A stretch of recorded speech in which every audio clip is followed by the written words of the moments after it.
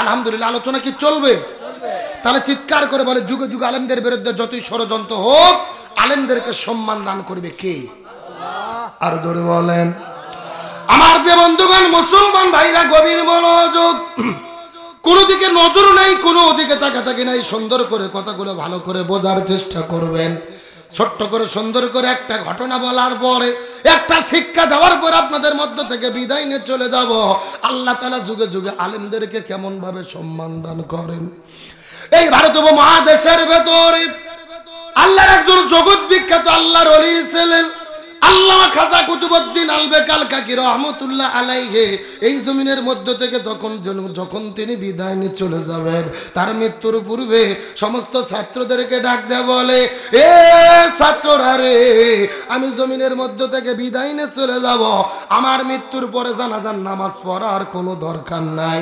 আমার মৃত্যুর পরে তোমরা বিনা জানাজায় আমার লাশটাকে তোমরা দাফন করে দেবে।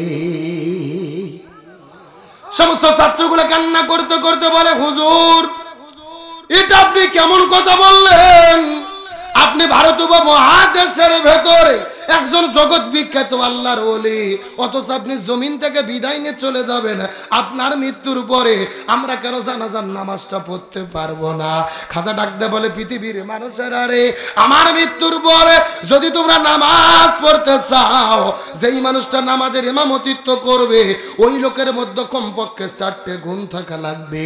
এই 4টে গুণের যদি লোক খুঁজে পাওয়া যায়, এই 4টে শর্তের যদি লোক খুঁজে পাওয়া যায়, ওই লোকটা নামাজের ইমামতিত্ব করবে। আর 4টে গুণের লোক যদি খুঁজে পাওয়া না যায়, তাহলে জানাজা হবে না। বিনা জানাজায় আমার লাশটাকে তোমরা কবরে দাফন করে দিবে। সমস্ত ছাত্রগুলো কান্না করতে করতে বলে, হুজুর, আপনি যাদের জমি থেকে বিদায় নিয়ে চলে যাবেন, আপনার মৃত্যুর পরে যেই লোকটা নামাজের ইমামতিত্ব করবেন, ওই লোকের মধ্যে কি কি 4টে গুণ থাকা লাগবে? দয়া করে বলেন তো দেখি। খাজা ডাকতে বলে, মনোযোগ দিয়ে শোনো, আমার মৃত্যুর পরে যেই লোকটা নামাজের ইমামতিত্ব করবে, ওই লোকের মধ্যে 4টে গুণ থাকা লাগবে। তার মধ্যে প্রথম নম্বর গুণ হলো, আমার মৃত্যুর পরে যেই লোকটা নামাজের ইমামতিত্ব করবে, এই লোকটা এমন একজন লোক হবে, যেই লোকটা 40 বছর ধরে একাধারে তাকবীরে উলার সঙ্গে 40 বছর ধরে জামাতে নামাজ আদায় করেছে। কয় বছর বললাম? 1 নম্বর শর্ত, যেই লোকটা 40 বছর ধরে তাকবীরে উলার সঙ্গে জামাতে নামাজ আদায় করেছে। 2 নম্বর শর্ত হলো, যেই লোকটা আমার নামাজের ইমামতিত্ব করবেন, ওই লোকটা এমন একজন লোক হবে, যেই লোকটা 40 বছর ধরে শুধু ফরজ নামাজ পড়ছে এমন নয়, 40 বছর ধরে ফরজ নামাজগুলো জামাতে পড়ার পাশাপাশি গভীর রজনীতে ঘুম থেকে উঠে 40 বছর ধরে তাহাজ্জুদের নামাজটাও পড়তে মিস করে না। 1 নম্বর 40 বছর ধরে জামাতে ফরজ নামাজ আদায় করে, 2 নম্বর 40 বছর ধরে তাহাজ্জুদ পড়েছে। আর 3 নম্বর গুণ হলো, আমি আপনাদের কাছে জিজ্ঞেস করি, যশোরের মুসলমান চিৎকার করে বলেন তো, ফজরের আসরের ফরজ নামাজ কয় রাকাত? এই 4 রাকাত ফরজের আগে সুন্নাত আছে কয় রাকাত? খাজা ডাকতে বলে, আমার মৃত্যুর পরে যেই লোকটা নামাজের ইমামতিত্ব করবে, এই লোকটা এমন একজন লোক হবে, যেই লোকটা 40 বছর ধরে আসরের 4 রাকাত ফরজের আগে 4 রাকাত সুন্নাতটাও পড়তে মিস করে না। আর 4 নম্বর গুণ হলো, যেই লোকটা চক্ষুকে হেফাজত করেছে, যুবক হওয়ার পর থেকে যেমনি কোনোদিন কোনো মহিলার দিকে ইচ্ছা করে তাকায় নাই। কুল্লিল মুমিনিনা ইয়াগুদ্দু মিন আবসারিহিম, ইমানদার হিসেবে তার চক্ষুকে হেফাজত করেছে, যেমন কোনোদিন কোন মহিলার দিকে ইচ্ছা করে তাকায় নাই। এই 4টে গুণের যদি লোক খুঁজে পাওয়া যায়, ওই লোকটা নামাজের ইমামতিত্ব করবে। আর 4টে গুণের লোক যদি খুঁজে না পাওয়া যায়, তাহলে জানাজার দরকার নাই, তোমরা বিনা জানাজায় আমার লাশটাকে দাফন করে দিও। চিৎকার করে বলেন তো দেখি, জানাজার জন্য শর্ত আছে কয়টা? সাউন্ড নাই। আচ্ছা, আপনাদের কি কষ্ট হচ্ছে ভাইরা? হ্যাঁ, এই যে আমি বসে আছি মাঝখান দিয়ে সোজা, ডান দিকে এক ভাগ, বাম দিকে আর এক ভাগ। আপনারা মুখ বন্ধ করে থাকেন, আপনারা বলেন তো দেখি, খাজার জানাজার জন্য শর্ত আছে কয়টা? আরো জোরে। আপনারা মুখ বন্ধ করেন, আপনারা বলেন তো দেখি, খাজার জানাজার জন্য শর্ত আছে কয়টা? ওরে বাবা, কেরে ভাগ করে দেনা সাউন্ড বাজতিছে, তার মানে আপনারা আলসামি করতেছেন না? এই দোষরা মুসলমান গভীর মনোযোগ লক্ষ্য করুন। আর কয়েকটা মিনিট আপনাদের মধ্যে কথা বলতে চাই। ডানে যারা আছেন কথা বলবেন, বামে যারা আছেন তারাও কথা বলবেন, মঞ্চের চতুর্দিকে যারা দাঁড়িয়ে বসে আছেন তারাও কথা বলবেন। সবাই মিলে চিৎকার করে একসঙ্গে বলেন তো দেখি, খাজার জানাজার জন্য শর্ত আছে কয়টা? আরো জোরে। জোর হলো না। এই চারটা শর্তের লোক খুঁজে পাওয়া যায় কি না যায়, আর শেষ পর্যন্ত জানাজা হয় কি না হয়, এই আলোচনাটা কি মিনিট 30 শুনবেন আপনারা? জোরে বলেন শুনবেন? শেষ পর্যন্ত থাকবেন তো ইনশাল্লাহ? এই যে পেছনে দাঁড়িয়ে আছে এদের কথা শুনানি গেল না, প্যান্ডেল মোটামুটি ভরে গেছে, একটা পরিবেশ তৈরি হয়ে গেছে। আলহামদুলিল্লাহ বল। আলোচনা কি চলবে? আলোচনা চলছে, চলছে। ওটা উঠি করা যাবে? তাহলে চিৎকার করে বলেন, খাজার জানাজার শর্ত কয়টা? আরো ধরে বলেন। আমার প্রিয় বন্ধুগণ, মুসলমান ভাইরা গভীর মনোযোগ লক্ষ্য করুন। কোন দিকে নজর নাই, কোন দিকে তাকাতাকি নাই। ছোট্ট করে একটা দৃষ্টান্ত দিয়ে আপনাদের মধ্য থেকে বিদায় নিয়ে চলে যাওয়ার চেষ্টা করব। খাজা চারটার শর্ত দেওয়ার পরে পরের দিনে সকালবেলা ফজর নামাজের পরে লক্ষ্য করে দেখা গেল আল্লাহর ডাকে সাড়া দিয়ে ওই খাজা পৃথিবীর মধ্য থেকে বিদায় নিয়ে তিনি চলে গেলেন। এ যশোর বাঁকড়া বিষ্ণুপুরে মুসলমান গভীর মনোযোগ। খাজা জমিনের মধ্য থেকে বিদায় নিয়ে চলে যাওয়ার পরে তার মৃত্যুর খবর যখন চতুর্দিকে ছড়ে পড়লেন, চতুর্দিক থেকে লক্ষ লক্ষ মানুষেরা খাজার লাশের কাছে ভিড় জমানো শুরু করলেন।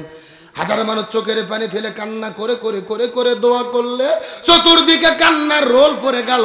খাজা বিদায় নিয়ে চলে গেছে, মানুষেরা কান্না করে করে করে করে করে করে করে দোয়া শুরু করলেন। এখন আমি আপনাদেরকে জিজ্ঞাসা করি, বলেন তো কে দুইজনেরা কারা? কি সমস্যা কি তোমাদের? না না, তুমি কি ভাবতেছো? এখানে আমি চিল্লাচ্ছি থেকে শুনতে পাচ্ছি না, কি করতেছো তোমরা? তোমরা কি দয়া করে বসো তো দেখি। তোমাদের দাঁড়িয়ে থাকার কোনো দরকার নেই, এখানে বডিগার্ড দেওয়া লাগবে না, আমরা বসো।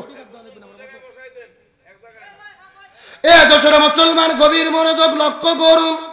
খাজা পৃথিবী থেকে বিদায় নিয়ে চলে গেছে, মানুষেরা কান্না করে করে দোয়া করে।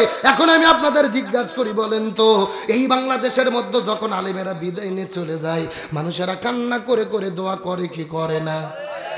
এই গত 16 বছরের মধ্যে আমরা লক্ষ্য করে দেখেছি, আমাদের মধ্যে থেকে যখন বিদায় নিয়ে চলে গেলেন, আল্লামা আমার শাফি রাহিমাহুল্লাহ হুজুর বিদায় নিয়ে চলে গেলেন, আল্লামা জুনায়েদ বাবু নগরী রহমতুল্লাহ আলাইহি হুজুর বিদায় নিয়ে চলে গেলেন। ওই যে কোরআনের পাখি শহীদ আল্লামা দিলওয়ার হোসেন সাইদি হুজুর যখন বিদায় নিয়ে চলে গেল, আল্লামা সাইদির মৃত্যুর খবর শোনার পরে মানুষেরা চতুর্দিকে হাউমাউ করে করে করে করে করে কান্না করা শুরু করেছে। আমার দেশের মা বোনেরা রোজা থেকে থেকে তাহাজ্জুদের নামাজ পড়ে পড়ে দোয়া করা শুরু করেছে, চতুর্দিকে কান্নার রোল পড়ে গেছে। তার মানে কি বোঝা গেল? আলেমেরা বিদায় নিলে মানুষেরা কান্না করে করে দোয়া করে কি করে না?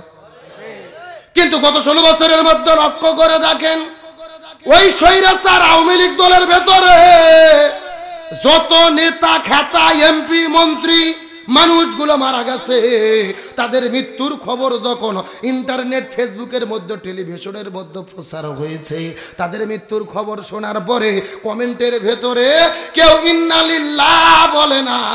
95% মানুষেরা তাদের মৃত্যুর খবর শুনে সবাই বলে আলহামদুলিল্লাহ।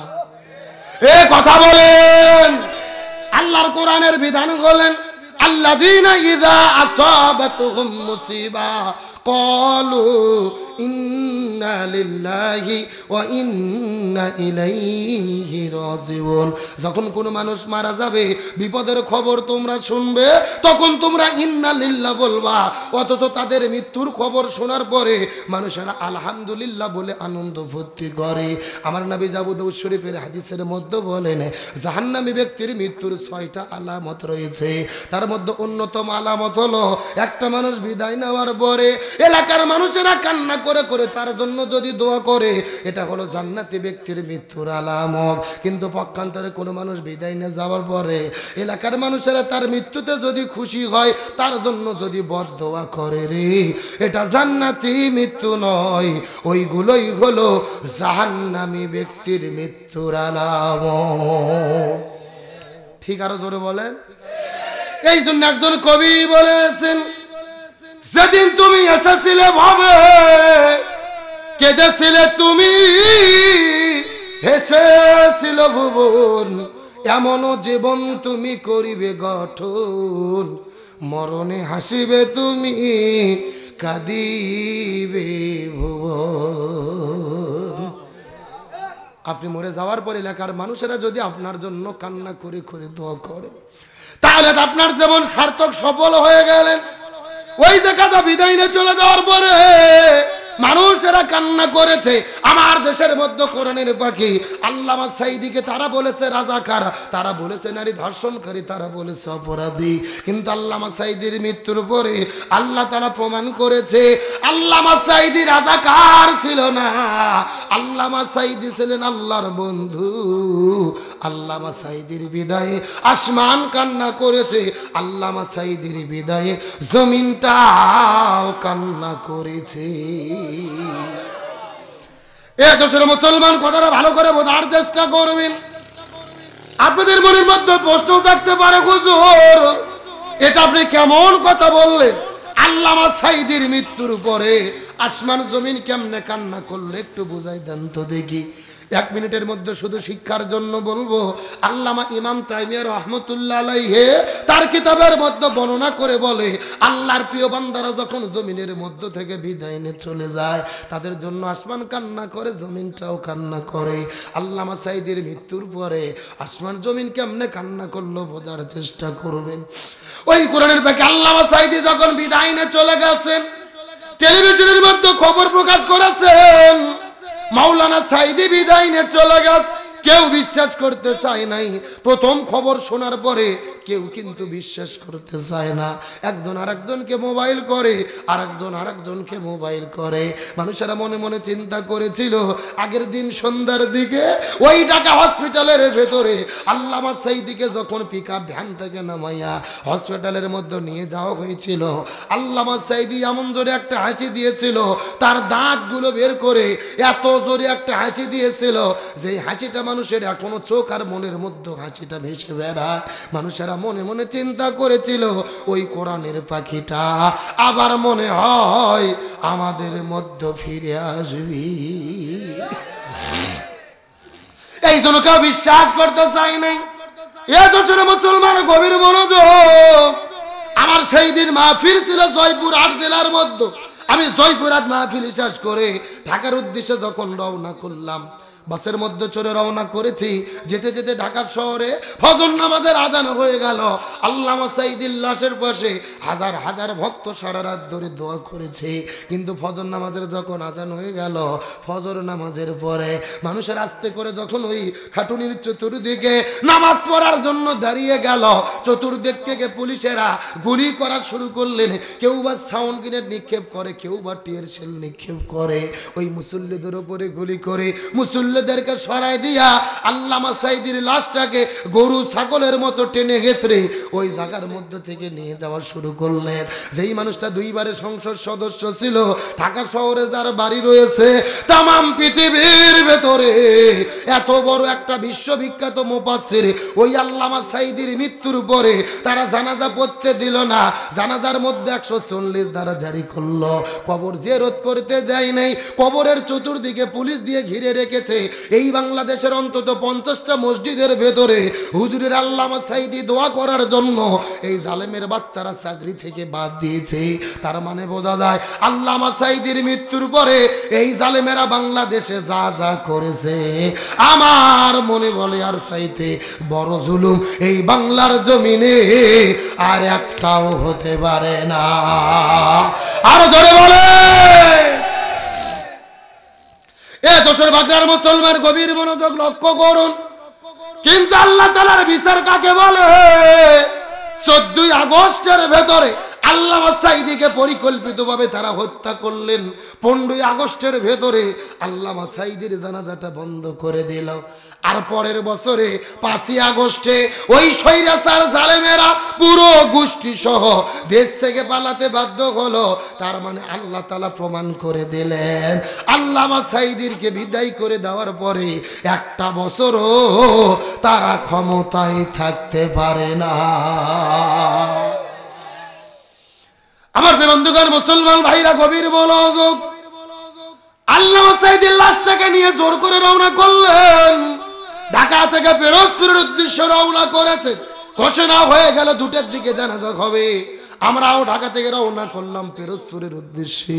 যেতে যেতে 9টার দিকে যখন পিরোজপুরে চলে গেলাম, আল্লাহর কসম করে বলি, মিথ্যা কথা বলবো না, আল্লাহর কোরআন আমার সামনে আছে।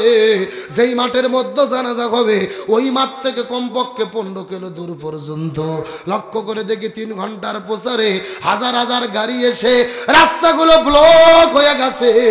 আর চতুর্দিক থেকে লক্ষ লক্ষ মানুষেরা পঙ্গপালের মতো হাউমাউ করে করে কান্না করে করে ওই কোরআনের পাখিটাকে একটা নজর দেখার জন্য তারা পাগল হয়ে গেছে। লিল্লাহি তাকবীর। ওখান থেকে পরে 1.5 ঘন্টা ধরে কষ্ট করে মাঠের মধ্যে চলে গেলাম। বেলা 2টার দিকে জানাজা হওয়ার কথা ছিলেন, কিন্তু যখন 12:30টার দিকে প্রশাসনের ভাইরা জোর করে জানাজাটা পড়ানো শুরু করে দিলেন, নামাজ শুরু হয়ে গেল। লক্ষ লক্ষ মানুষেরা হাউমাউ করে কান্না করা শুরু করেছে। কেউ বা কান্না করতে করতে মাটির মধ্যে সেন্সলেস হয়ে পড়ে যায়, কেউ বা পাগল হয়ে যায়।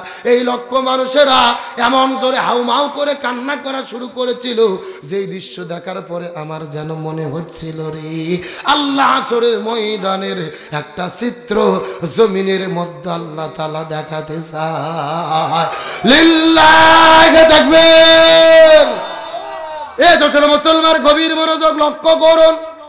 এই বাংলাদেশের 54 বছরে ইতিহাস হলো, যশোরে বৃষ্টি হলে সাতক্ষীরা হয় না, আবার সাতক্ষীরা বৃষ্টি হলে খুলনা রাজশাহীর মধ্যে হয় না, আবার রাজশাহী হলে ঢাকা সিলেটে হয় না। কিন্তু আল্লামা সাঈদীর মৃত্যুর পরে পরবর্তী 24 ঘন্টার ভেতরে পুরো বাংলাদেশের ভেতরে একই সঙ্গে ঝিরি ঝিরি ঝিরি ঝিরি বৃষ্টি নাজিল হয়েছে। আল্লামা সাঈদীকে যেই জায়গার মধ্যে কবর দেওয়া হবে পিরোজপুর, ওই মসজিদের পাশে ফজর নামাজ পড়ে কবর করা শুরু করলেন। জমজম জমজম করে বৃষ্টি শুরু গেল। সকাল 10টা বেজে গেল, পানির মধ্যে ভিজে ভিজে কাদর ভেতরে কবর করা শেষ হয়ে গেল। আকাশটা ক্লিয়ার হয়ে গেল, প্রচন্ড রোদ পড়া শুরু করলেন। জানাজা শুরু হয়ে গেল। 3টা-4টার দিকে জানাজা শেষ হয়ে যাবে। আবার যখন লাশটা কবরে নামাবে তখন আবার ঝমঝম ঝমঝম ঝমঝম করে বৃষ্টি শুরু হলো। এখন আমি আপনাদের জিজ্ঞাসা করি, বলেন তো এ যশোর ঝিকর গাছার মুসলমান, বৃষ্টি হয় কার হুকুমে? আবার বৃষ্টি বন্ধ হয় কার হুকুমে? কিন্তু প্রত্যেকটা ঘটনার মধ্যে আল্লাহর নিদর্শন আছে না নাই? আল্লাহ তাআলা প্রমাণ করলেন ওই কোরআনের পাখির বিদায়ের পরে আসমানটা কান্না করেছে। এই জায়গার মধ্যে শেষ নয় রে মুসলমান। আল্লামা সাঈদীর বিদায়ের মাত্র 9 মিনিট পরে পুরো ঢাকা শহরটা ভূমিকম্পে পুরো ঢাকা কেঁপে উঠেছে। লিল্লাহি তাকবীর। আমি নবী না চিনিলাম, কি ভুল করিলাম। আমি নবী না চিনিলাম, কি ভুল করিলাম। ভস্মে ঢালিলাম ঘি, মানুষ হইয়া জন্ম লইয়া মানুষের করিলাম কি আমি মানুষ হইয়া জন্ম লইয়া মানুষের করিলাম কি। ঢাকা শহরের সমস্ত বিজ্ঞানীদের মাথা ফেল পড়ে গেলেন। এই ভূমিকম্পের শুরু হলো কোথায়, শেষ হলো কোথায়, কেউ বলতে পারে না। রিক্টার স্কেলে কত মাত্রায় ভূমিকম্প হলো কেউ গবেষণা করে বের করতে পারে না। আল্লাহ তাআলা প্রমাণ করে দিলেন। আল্লামা সাঈদীর মৃত্যুর পরে রে আসমানও কান্না করেছে, জমিনটাও কান্না করেছে। আল্লাহ প্রমাণ করেছেন আল্লামা সাঈদী হলেন আল্লাহর একজন ওলি। কিন্তু আমি আপনাদেরকে বলতে চাই, যশোরে মুসলমান গভীর মনোযোগ, আমি মনে মনে বিশ্বাস করি এই যে আমি আল্লামা সাঈদীর কথা বললাম অনেকেই কেঁদে ফেলেছেন। অনেক মুরব্বী চাচার চোখের মধ্যে আমি পানি দেখতে পাচ্ছি। আল্লামা সাঈদীর কথা শুনলে অনেক মানুষেরা কেঁদে ফেলে, তার জন্য দোয়া করি। তার কারণ আল্লামা সাঈদীকে আমরা ভালোবাসি কি বাসি না?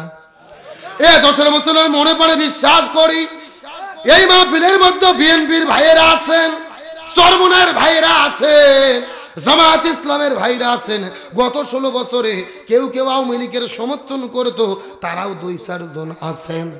কিন্তু আমি বলতে চাই দল যার যার, কিন্তু আল্লামা সাঈদী ছিল সবার। আর জোরে বলেন, আল্লামা সাঈদীকে সব দল মনের উঠতে উঠে সব দলের মানুষেরা ভালোবাসতো। তাহলে চিৎকার করে বলেন তো দেখি, আপনারা সকলে আল্লামা সাঈদীকে ভালোবাসেন কি বাসেন না? আপনারা সবাই ভালোবাসেন। কিন্তু আমি এখন আপনাদেরকে উল্টো কথা বলবো, আল্লামা সাঈদীর ভালোবাসার কথা শুধু মুখে মুখে বললে হবে না। আল্লামা সাঈদীর ভালোবাসার লোকের অভাব নাই, কিন্তু আল্লামা সাঈদীর স্বপ্ন পূরণে কাজ করার লোকের বড় অভাব। তারপর আল্লামা সাঈদী সারা জীবন 2টা স্বপ্ন দেখেছে। জোরে বলেন কয়টা? সারা জীবন আল্লামা সাঈদী 2টা স্বপ্ন দেখেছিল। তার মধ্যে প্রথম নম্বর স্বপ্ন হলো আল্লাহ আপনি আমাকে শাহাদাতের মৃত্যু দেবেন, আল্লাহ আপনি আমাকে শাহাদাতের মৃত্যু দেবেন। আমার মনটা ডেকে বলে 13 বছর জেলে বন্দি থেকে হসপিটালে ভর্তি করে বিষ প্রয়োগ করে আল্লামা সাঈদীকে হত্যা করা হয়েছিল। এই ওসিলায় আল্লাহ তাকে শহীদ হিসেবে কবুল করবি। আর আল্লামা সাঈদী 2 নম্বর স্বপ্ন দেখেছিল আল্লাহ আপনি আমাকে ততক্ষণ মৃত্যু দেবেন না যতক্ষণ না বাংলাদেশে কোরআনের সমাজ গঠন হয়, যতক্ষণ না বাংলাদেশে কোরআনের রাষ্ট্র কায়েম হয়। আল্লামা সাঈদী স্বপ্ন দেখে বিদায় নিয়ে চলে গেছে। এখন আমি আপনাদের জিজ্ঞাসা করি, বলেন যশোরে মুসলমান বাংলাদেশ কি কোরআন দিয়ে চলে? জোরে বলেন চলে? চলে না। তার মানে বোঝা গেল আল্লামা সাঈদীর নাম শুধু মুখে মুখে বলে আর ভালোবাসার কান্না করে কোনো লাভ হবে না। আমরা যদি জমিনের ভিতরে আল্লামা সাঈদীর আদর্শ গ্রহণ করে যদি কোরআন বিজয়ের আন্দোলন করতে না পারি, খামাখা মায়া কান্না কেঁদে সারানা পশার কোনো লাভ নাই। জোরে বলেন, আল্লামা সাঈদীকে ভালোবাসার লোকের অভাব নাই, কিন্তু আল্লামা সাঈদীর স্বপ্ন পূরণ করে এই বাংলাদেশে কোরআনকে বিজয়ী করার লোকের কাজের কর্মীর বড় অভাব। এই জন্য পরিষ্কার করে বলি, এই বাংলাদেশের স্বাধীনতার 54 বছর পার হয়ে গেছে। এক দল ক্ষমতায় এসেছে, আর এক দল চলে গেছে, শান্তি দিতে পারেনি। শান্তির জন্য কোরআন লাগবে। সুতরাং আজকের আলোচনার ঘোষণা, এই জমিনে সব দল দেখা শেষ, আগামীতে আলেমদের নেতৃত্বে কোরআনের বাংলাদেশ। সুতরাং বাংলাদেশে কোরআনকে বিজয়ী করে আল্লামা সাঈদীর স্বপ্ন পূরণ করে এই বাংলাদেশে কোরআনকে ক্ষমতায় দেখতে কারা কারা রাজি? 2টি হাত আল্লাহকে তুলে দেখা।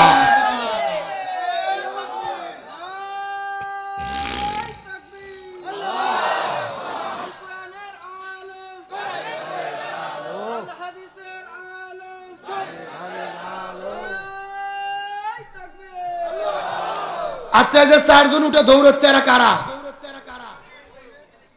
না না, লক্ষণ তো ভালো না। পেশাব কি 4 জনকে একসাথে লাগে দলে দলে, না জামাতে পেশাব করা লাগে? আর পেশাব এত কিসের পেশাব? আমি যদি এই চাচাক বলি, মুরব্বী আপনি একটু 5 মিনিট ওয়াজ করেন তো, আমি পেশাব করে আসি, আপনাকে আমাকে যেতে দেবেন?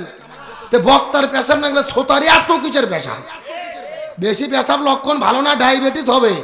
আর বাড়ির বউ থাকলে আরো বিপদ। পালিয়ে যায় যারা মনে করবেন স্বৈরাচারের দোষর তারা। এ কথা কর না গা। হাসিনা বলেছিল শেখের বেটি পালায় না, এখন বলে তুমি কি আছে না পালাইছে? ইরশাদ চাচাকে আপনারা কি চিনতেন? ক্ষমতা ছেড়েছে, ইরশাদ জেলে বন্দী হয়েছে, দেশ ছাড়া হয়নি।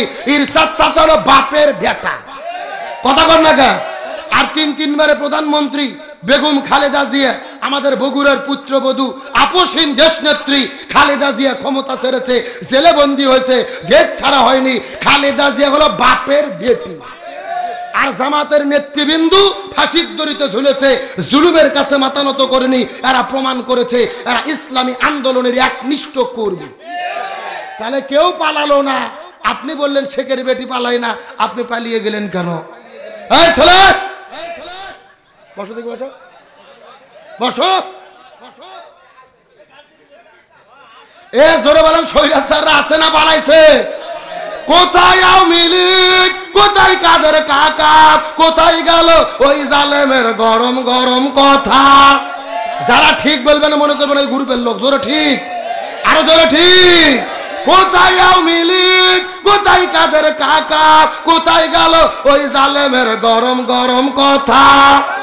খেলা হবে, খেলা হবে, খেলা হবে, খেলা হবে, খেলা হবে বইলা কাকা গেল পালাইয়া। ওরা কি বলেছিল খেলা হবে?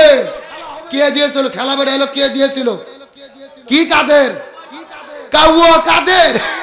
আমার বারে আসার জন্য বলি নাই। এই ওবায়দুল কাদের মানুষের অন্তর যত জ্বালা দেশে, এত জ্বালা বাংলাদেশে কোনো নেতা দেয়নি। কিন্তু যখন আসল খেলা শুরু হলো খুঁজে পাওয়া, ও বলেছিল পালাবো না, প্রয়োজনে ঠাকুর গাঁয়ে ফখরুলের বাসায় যাব। ফখরুল ইসলাম আলমগীর গত 1 মাস আগে বলেছে কোথায়? আমি তো ঘরের দরজা খুলে রেখেছিলাম, উনি তো আর আসলেন না। আমার দিকে তাকান, এই যে এরকম একটা মুরব্বী চাচা আজ থেকে 2 বছর আগে ভোটের দিনে তাকান তাকান, নির্বাচনের দিনে চিন্তা করতে ফজর নামাজ পড়ার পরে 8টার থেকে যেহেতু ভোট, আমি আর উজু নষ্ট করবো না। চাষা একেবারে উজু আটকে থুয়ে সিপি দিয়ে 8টা পর্যন্ত উজু আটকে, 8টার দিকে ভোট দিতে গেছে ফজরের উজু দিয়ে। চাষা ভোট দিতে যেয়ে দেখে চাষা যাওয়ার আগে আর এক আল্লাহর ওলি এসে তাহাজ্জুদের নামাজ পড়ে দিয়ে গেছে।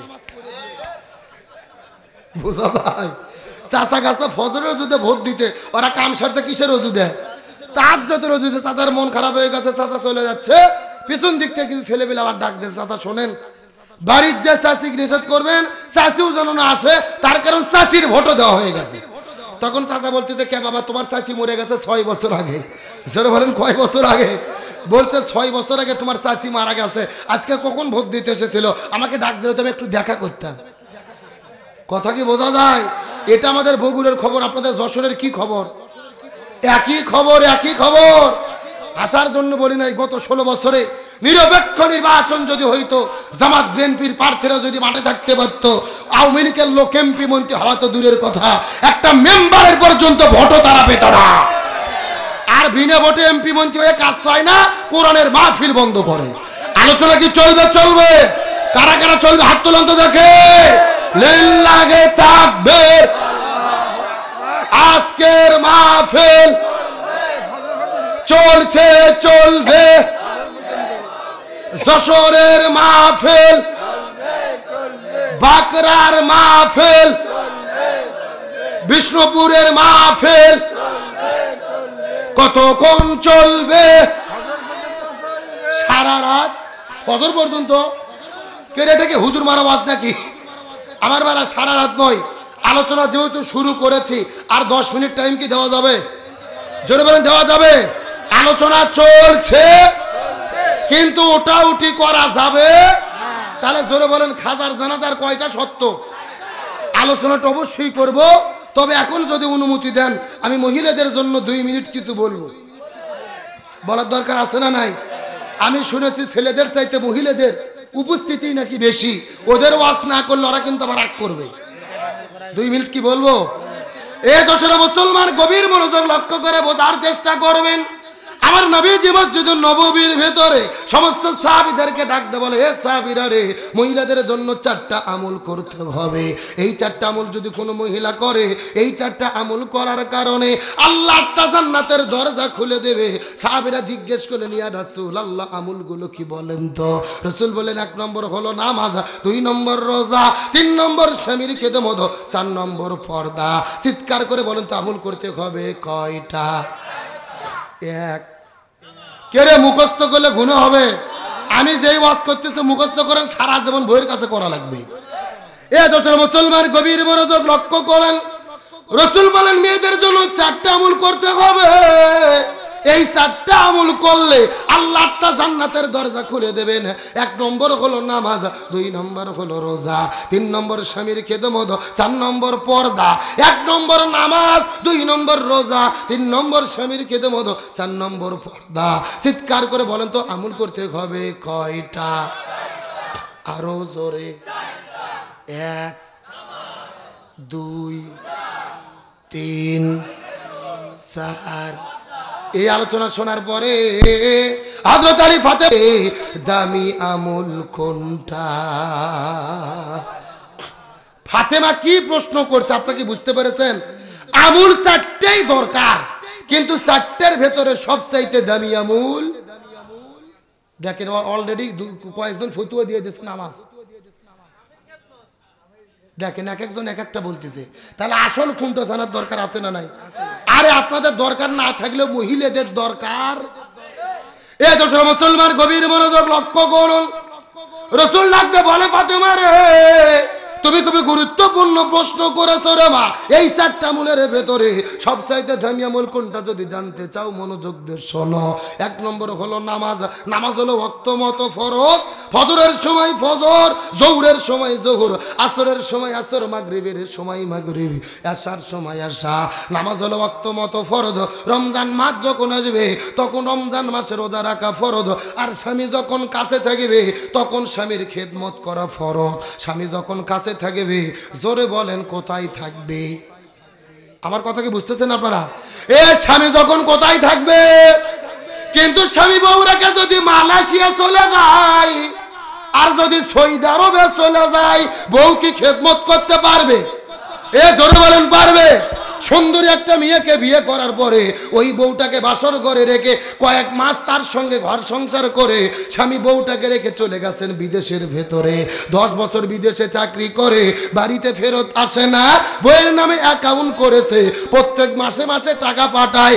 10 বছর পরে বাড়িতে আসার পরে লক্ষ্য করে দেখে ঘরের মধ্যে বউও নাই, অ্যাকাউন্টে টাকাও নাই। কথা কন, কথা কন। এরকম ঘটনা ঘটে না? এ জোরে বলেন ঘটে না? আর যেই বাড়িতে বউ থুয়ে স্বামী বিদেশ চলে যায়, ওই বইয়ের মোসাম দেখে কে? মানে মাসে 3 দিন করে মার্কেটে যায়, আলতা সোনু লিপস্টিক হাই হিল পরিয়ে এমন সাজা সাজে পুরো এলাকার যুবকদের চরিত্র শেষ।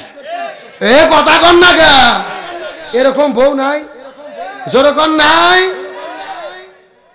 আর যেই বাড়িতে বউ থাকে, এখানে কি ভাই কি কথা হচ্ছে ভাই? আস্তে আস্তে আমার দিকে তাকান। যেই বাড়িতে বউ তুই স্বামী বিদেশ চলে যায়, ওই বাড়ির চতুর্দিক দিয়ে যুবকদের ঘুনঘুনি বেড়ে যায়। আরো ধরে বলেন, এ স্বামী বিদেশ চলে গেছে, টাকা পাঠাই বউ বিল্ডিং করার পরে, ওই বিল্ডিং এর উপরে ওঠার পরে বিকেল বেলা সাজগোজ করে বউ গান গাইতেছে।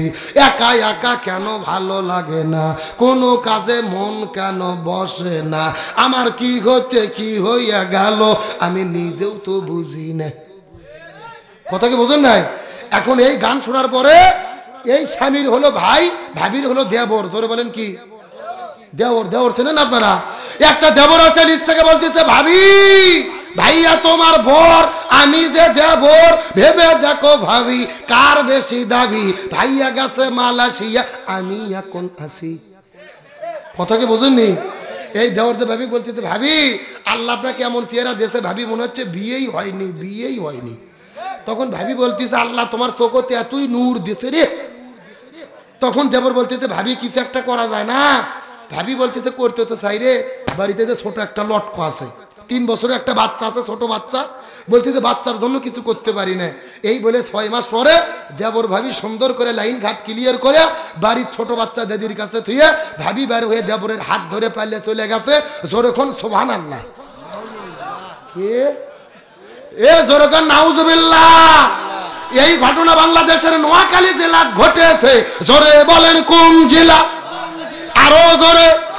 শুধুমাত্র নোয়াখালী নয়, বর্তমানে যশোরে ঘটতেছে। এই কথা কর না কে? তার মানে বোঝা গেল স্বামী স্ত্রী কাছাকাছি না থাকলে সমস্যা আছে না নাই? এই যে রাসূল বললেন ফাতেমা গভীর মনোযোগ, নামাজ হলো ওয়াক্ত মতো ফরজ। রমজান মাস যখন আসবে তখন রমজান মাসে রোজা রাখা ফরজ, আর স্বামী যখন কাছে থাকবে তখন স্বামীর খেদমত করা ফরজ। আর পর্দার কোনো বয়স নাই, পর্দার কোনো মুহূর্ত নাই, পর্দার কোনো ওয়াক্ত নাই। একটা মহিলা যুবতী হওয়ার পর থেকে প্রতিটি জায়গায়, প্রতিটি ক্ষণে, প্রতিটি মুহূর্ত পর্দা মেনে চলা ফরজ। ফাতেমা ডাক দেয় বলে, বাবা আমি বুঝতে পেরেছি মহিলাদের জন্য 4টা আমলই জরুরি, কিন্তু 4টা আমলের ভেতরে সবচাইতে গুরুত্বপূর্ণ আমলের নাম হলো পর্দা। জোরে বলেন আমল কি? আরো জোরে। কে রে আপনাদেরকে পর্দার মিছিল করতে ভয় লাগতেছে? এমন জোরে সাউন্ড দেন মহিলাদের প্যান্ডেল যেন পার হয়ে যায়। রাজি আছেন? এ জোরে বলেন সবচাইতে গুরুত্বপূর্ণ আমলের নাম কি? আরো জোরে। জোরে হলো না? হ্যাঁ এবার হচ্ছে। এখন বলেন তো এই পর্দার দরকার আছে না নাই? কিন্তু যশোর জেলার মা বোনেরা কি পর্দা করে? এ শোনেন, যশোরের কোনো যুবকের কোনো দোষ নাই।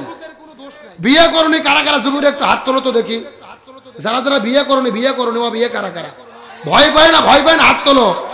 হ্যাঁ হাত নামা। শোনেন, এই যুবকদের কোনো সুযোগ ছিল না আপনার মেয়ের সঙ্গে ইফটিজিং করা, প্রেম প্রীতি করা, ও অবৈধ সম্পর্ক করা।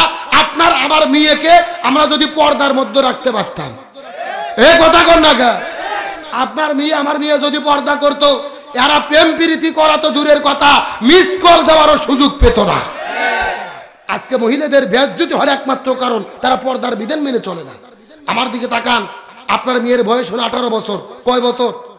18 বছরের সুন্দরী মেয়ে বোরকা পরে দিয়ে মুখ ঢাকা, হাত মুজো, পাও মুজো, পুরো শরীর ঢাকা রাস্তাতে যদি হেঁটে যায়, এই যুবকগুলো কাছে যায় বলবে আসসালামু আলাইকুম খালাম্মা, কেমন আছেন? কথা কর না গা? কেন যুবকেরা কথা কর না গা? তার কারণ ভেতরে যে কি জিনিস আছে ওটা তো বোঝা যাচ্ছে না, ওটা খালা বলবে।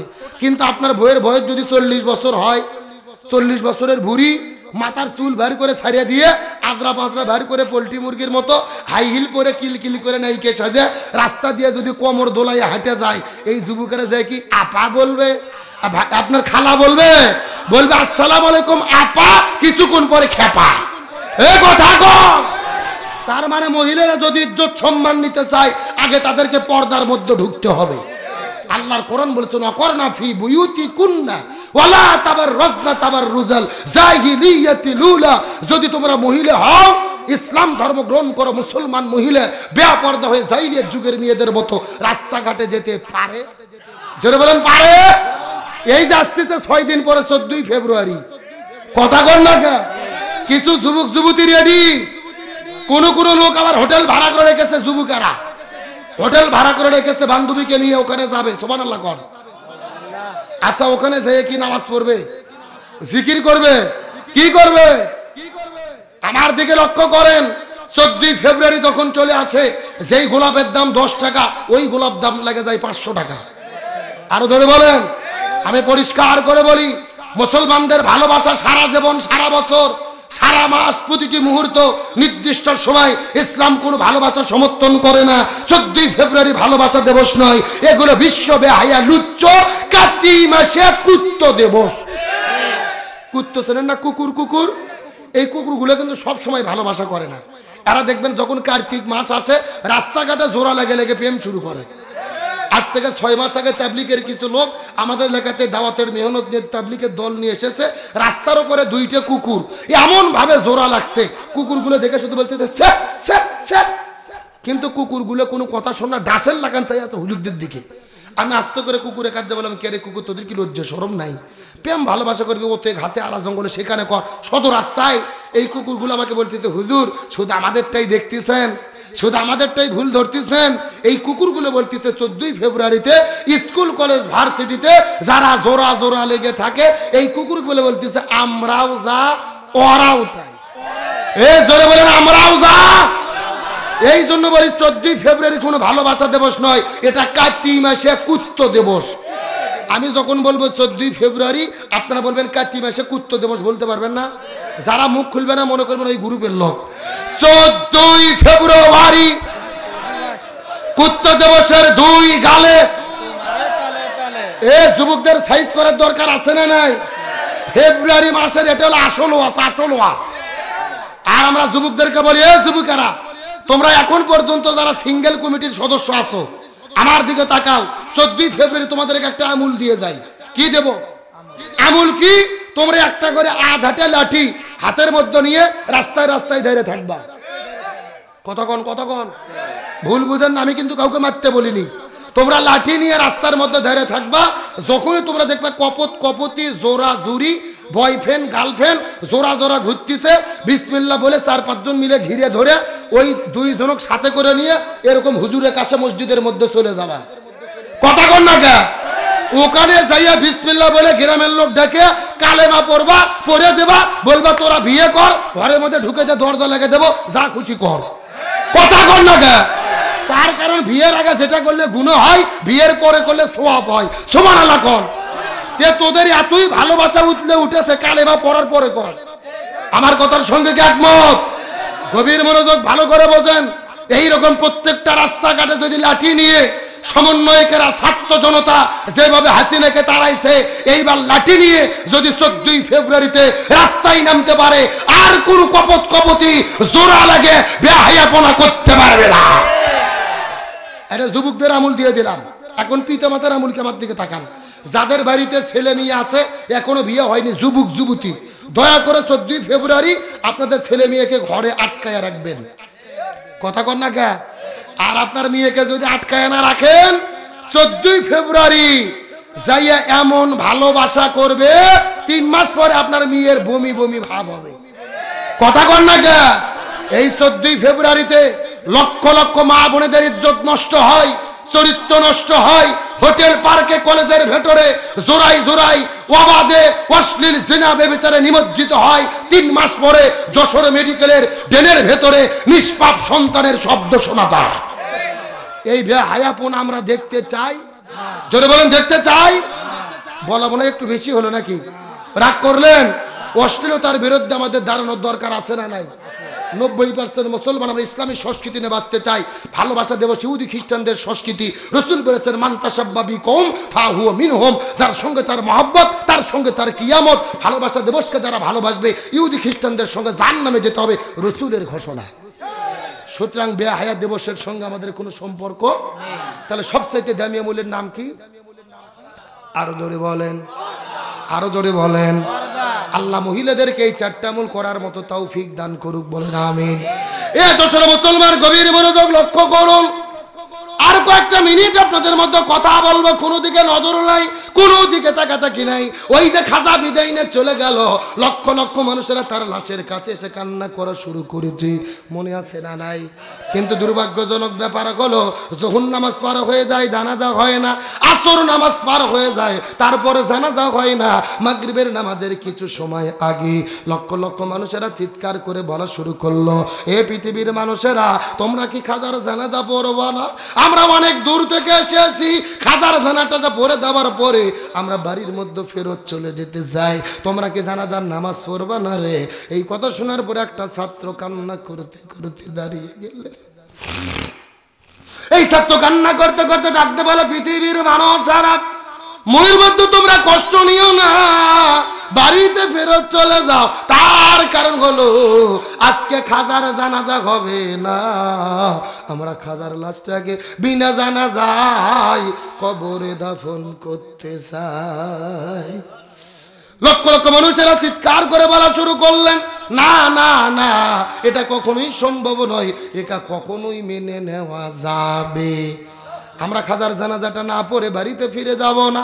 জগৎ বিখ্যাত আল্লাহর ওলি খাজার লাশটা রেখে আমরা কেমনে বাড়ির মধ্যে ফেরত চলে যাই। এমন সময় একটা ছাত্র কান্না করতে করতে বলে, এই পৃথিবীর মানুষেরা রে, মনোযোগ দিয়ে শুনে নাও, এই খাজার মৃত্যুর আগে আমাদেরকে ওসিয়ত করে গেছে, আমার মৃত্যুর পরে সেই লোকটা নামাজের ইমামতিত্ব করবে, তার মধ্যে কমপক্ষে 4টে গুণ থাকা লাগবে। কিন্তু দুর্ভাগ্যজনক ব্যাপার হলো খাজা পৃথিবী থেকে বিদায় নিয়ে চলে গেছে সকালবেলা, আর আমরা সন্ধ্যা পর্যন্ত খোঁজাখুঁজি করলাম, কিন্তু একটা লোক 4টে শর্তের খুঁজে পাওয়া যায়। এই কথা বলার পরে লক্ষ লক্ষ মানুষ চিৎকার করে বলা শুরু করলেন, 1000 ছাত্ররা মনোযোগ দিয়ে শোনো, খাজার মৃত্যুর আগে কি কি 4টা শর্ত দিয়ে গেছে, এই 4টা শর্তের কথা তোমরা লক্ষ মানুষের মধ্যে বলে দাও। এই লক্ষ মানুষের ভেতরে একজন মানুষ অন্তত থাকলেও থাকতে। এই কথা শোনার পর একটা ছাত্র কান্না করতে করতে দাঁড়িয়ে গেল, লক্ষ মানুষকে সামনে রেখে বলে, পৃথিবীর মানুষেরা তোমরা আমার কথাগুলো মনোযোগ দিয়ে শুনে নাও, তোমাদের ভেতরে এই 4টে গুণের কোন লোক আছে যদি থাকো, বিসমিল্লাহ বলে হাত তুলবে, তার মাধ্যমেই নামাজটা আজকে সংগঠিত হবে। সবাই জিকির করেন লা ইলাহা ইল্লাল্লাহ। আমার কোলে হাত দিয়ে নেওয়া জায়েজ হয়ে গেছে। এখন আমি চাচ্ছিলাম আলোচনা যেহেতু শুরু করছি একটু শেষ করি, তাই না? এখন বিদ্যুৎ তো যেতেই পারে, যেতে পারে না, তো এই জন্য আপনার 30 সেকেন্ডে পাইলে চলে যাবেন। কারা এরা মোনাজাত করে দেব, শুনবেন? আর একবার কারণ গেলে তো মাটি ফাঁকা হয়ে যাবে। আসবে এত ইমানের বিশ্বাস। কারা কারা শুনবেন হাত তুলুন তো দেখি, হাতে একটু নাড়াচাড়া করেন, ঘুম ছাড়ুক, একটু মুষ্টি করেন তো দেখি। লিল্লাহি তাকবীর। হাত নামান, যারা গেছে চলে যাক, আলোচনা শুনতে রাজি আসেন তো ইনশাআল্লাহ। এ যশোরে মুসলমান গভীর মনোযোগ লক্ষ্য করে বোঝার চেষ্টা করবেন। একটা ছাত্র কান্না করে দাঁড়িয়ে বলে, এ পৃথিবীর মানুষেরা, এই 4টে গুণের লোক যদি তোমাদের মধ্যে থাকে, ওই লোকটার মাধ্যমে আজকে জানাজার নামাজের ইমামতিত্ব হবে। তোমাদের মধ্যে এমন কি কোনো মানুষ আছে নাকি রে, যেই মানুষটা 40 বছর ধরে তাকবীরে উলার সঙ্গে জামাতে নামাজ আদায় করেছে? তোমাদের মধ্যে এমন কি কোনো মানুষ আছে নাকি রে, যেই মানুষটা 40 বছর ধরে তাহাজ্জুদের নামাজটাও পড়তে ভুল করে নাই? তোমাদের মধ্যে এমন কি কোনো মানুষ আছে নাকি, যেই মানুষটা 40 বছর ধরে আসরের আগে 4 রাকাত সুন্নাতটাও পড়তে ভুল করে নাই? তোমাদের মধ্যে এমন কি কোনো মানুষ আছে নাকি, যেই মানুষটা কোনোদিন কোনো ইচ্ছা করে কোনো মহিলার দিকে তাকায় নাই? এই 4টে গুণের যদি লোক খুঁজে পাওয়া যায়, ওই লোকটা নামাজের ইমামতিত্ব করবে। আর 4টে গুণের লোক যদি খুঁজে না পাওয়া যায়, তাহলে জানাজা হবে না, বিনা জানাজায় ওই খাজার লাশটাকে দাফন করানো হবে। এ যশোর মুসলমান গভীর মনোযোগ লক্ষ্য করুন। এই কথা শোনার পরে লক্ষ মানুষেরা হাউমাউ করে কান্না করা শুরু করলেন। একজন আরেকজনের মুখের দিকে তাকায়, আরেকজন আরেকজনের মুখের দিকে তাকায়। এই লক্ষ মানুষের মধ্যে একটা কি মানুষ খুঁজে পাওয়া যাবে না রে, যেই মানুষটা 4টে গুণ অর্জন করেছে? কেউ হাত তোলার সাহস পায় না। মাগরিব পার হয়ে গেল, জানাজা হয় না। এশার নামাজ পার হয়ে গেল, জানাজা হয় না। আমার প্রিয় বন্ধুগণ, রাতের যখন 9টা 10টা বেজে গেল, আস্তে করে মাদ্রাসার মধ্য থেকে 4 জন ছাত্র বের হওয়ার পরে কান্না করতে করতে করতে ওই কাজার খাটুনের কাছে যাওয়ার পরে খাটুনিটা কাঁধের ওপরে নিয়ে চিৎকার করে বলে, পৃথিবীর মানুষেরা রে, তোমরা বাড়িতে ফেরত চলে যাও, আর জানাজা হবে না, আমরা কাজার লাশটা কবরের মধ্যে দাফন করে দিতে চাই।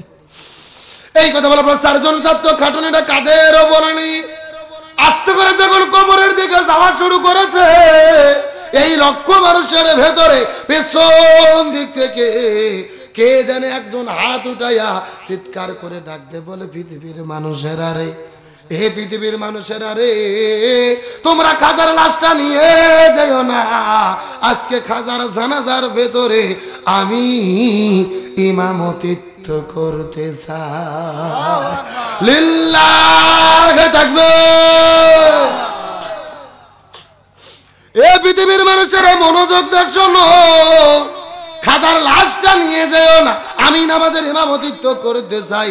এই কথা বলার পরে লক্ষ মানুষ যখন আশ্চর্য হয়ে গেল, ওই মানুষটার কথা শোনার পরে লক্ষ মানুষের ভেতরে হঠাৎ করে রাস্তা ফাঁকা হয়ে গেল। ওই লোকটা দৌড়াইতে দৌড়াইতে দৌড়াইতে খাটুনির কাছে চলে আসলেন। খাটুনির কাছে আসার পরে কান্না করে করে বলে, এ কাজা তুমি পৃথিবী থেকে বিদায় নিয়ে চলে গেলে, আমার জীবনের এত বড় ক্ষতি তুমি কেন করে গেলে? লোকটা খাটুনির মধ্যে লাশটা টেনে ধরে বলে, এ কাজে তুমি তো বিদায় না চলে গেলে, আমার জীবনের ভেতরে এত বড় ক্ষতি তুমি কেন করে গেলে? এই চারটা মূল আমি জীবনে করেছি গোপনে গোপনে গোপনে।